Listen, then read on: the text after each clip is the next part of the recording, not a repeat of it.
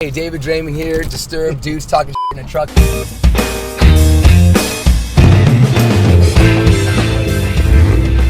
Thank you very much, David, for doing this, man. My pleasure, So, you guys have been, where have you been? Been in Europe for a yes. month. Just killing ourselves, but it's all good, man. Well, the fans have been amazing. The whole run was sold out front to back. It was very overwhelming. And before that, you guys did a whole American tour, yes. And a lot of hockey arenas. Yes. Actually, one guy on stage, I don't know what country it was in, but he dressed like you, and dude, you brought him on yeah. stage. Where was that? We first saw him in London, and he went like the whole 9 yards. Dude, he had the cape. Yeah. The piercings. I don't know how he got it all together, but he did. And even if he didn't have the cape and the piercings, just his bald head and his face alone was enough.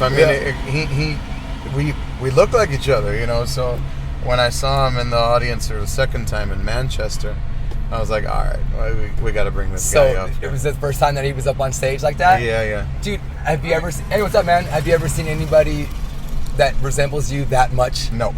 Wow. No. Out of all of these years, David, you guys have been doing this for a long time. He looks more like me than Howie Mandel does. You don't get that. Oh, I get Howie. I get Andre Agassi. I get that dude from Californication, the bald dude on that show. Wait. Go from back. Sex and the City, the same guy. I don't remember his name. I don't know that dude's name. Wait, you get... I get everybody bald, basically. Anybody in this world who's bald. Howie Mandel, dude? Oh, yeah.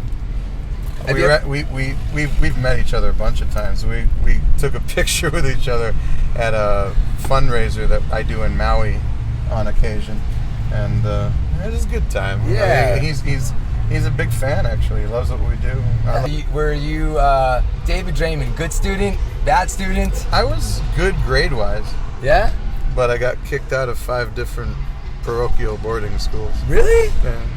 Really? Yeah. You're so calm and zen, dude. What are you doing to get kicked out of? It wasn't really anything all that terrible, to be honest. There were a couple of incidents Did you moon a nun or something? Well. Oh, no, I was kidding. But, Thank you guys.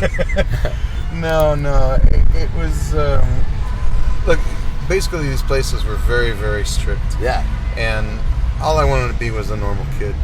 I wanted to talk to girls and go to movies and listen to cool music and smoke weed. Yeah. And do things that normal teenage guys want to do. And it just wasn't in the cards in these places, And your dad being a military dad, was that, how did he take that? Well, it was never a source of pride, me being asked not to come back to a school or being suspended or being expelled or any of that stuff. But you had good grades too. I did. I made honor roll, all the time. What was your favorite subject in school? I was in high school.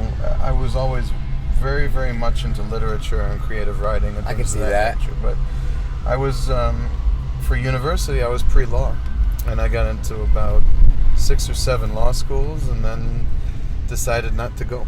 Wow. I ended up becoming a healthcare administrator from running healthcare facilities for about 5 or 6 years before Disturbed got signed. What first gravitated you towards this music, David?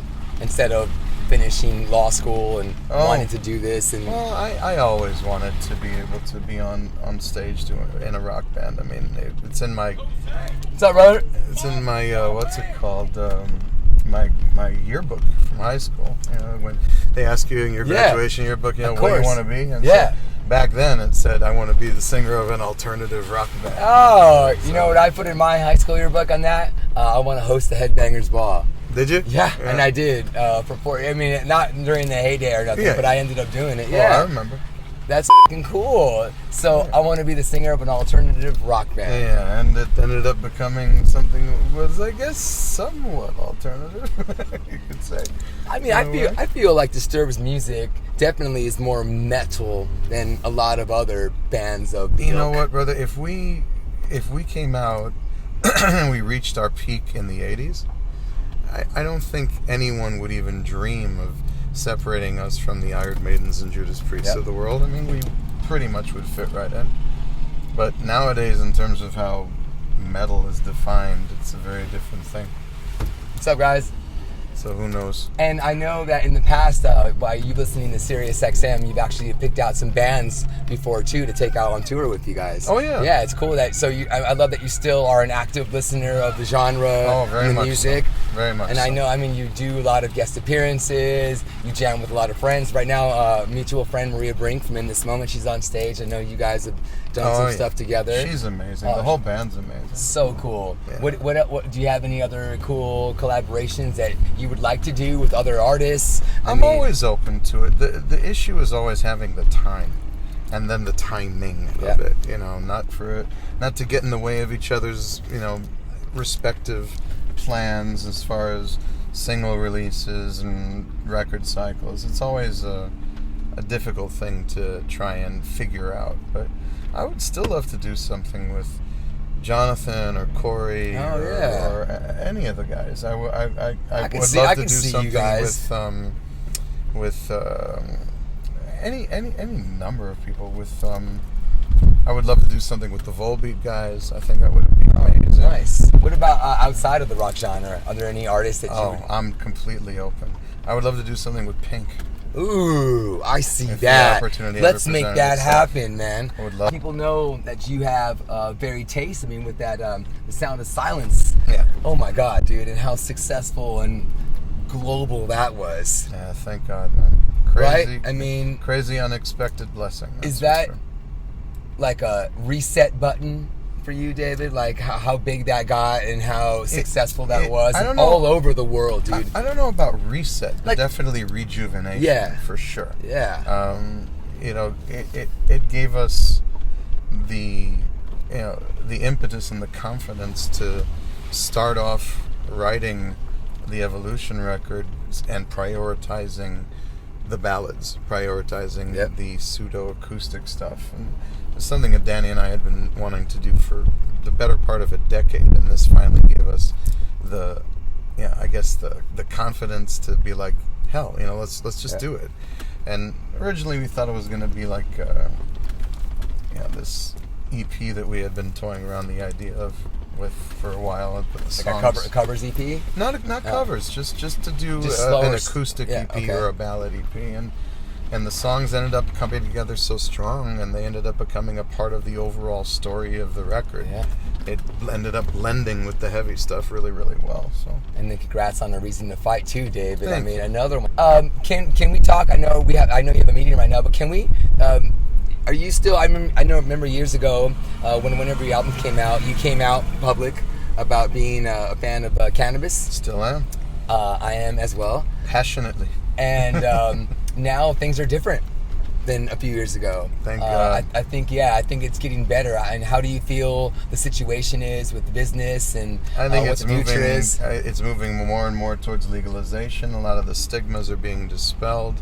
It's not being demonized in the reefer madness sense that it had been portrayed in for so many generations, and you know, just the medicinal benefits that it has for so many people, and the alternative it provides to people as far as other medical treatments that they would pursue that are far more harmful to the body and far more side effects associated with them, and even just from the perspective of like, I would rather be hanging out with a bunch of stone dudes than a bunch of drunk dudes any day of the week. Amen. You know, it just is what it is. It's just more peaceful, calming, you know, and even beyond that, even beyond the partaking of the THC elements of it, when you go to the CBD side of it, the anti-inflammatory qualities to it, the abilities to be a cancer-fighting agent, the ability for it to be something that is not only not a gateway drug, but something that could end up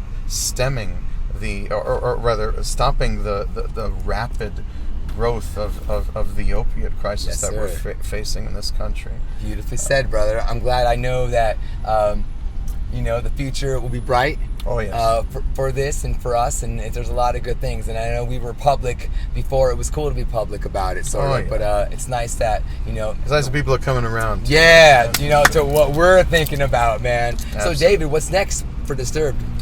Well, we are going to head back to Europe to do our second leg. I'm only here God, in the this U.S. is for it. a couple weeks. Oh, And we got a couple festivals while we're here, and obviously Sonic Temple's one of them. Yep, big one. And then we're doing this cool thing for iHeartRadio in Houston, where we're doing a couple of live stripped down versions of A Reason to Fight and Hold On to Memories. Oh, nice. And then go back to, like I said, to Europe, doing a whole bunch of the former Eastern Bloc countries.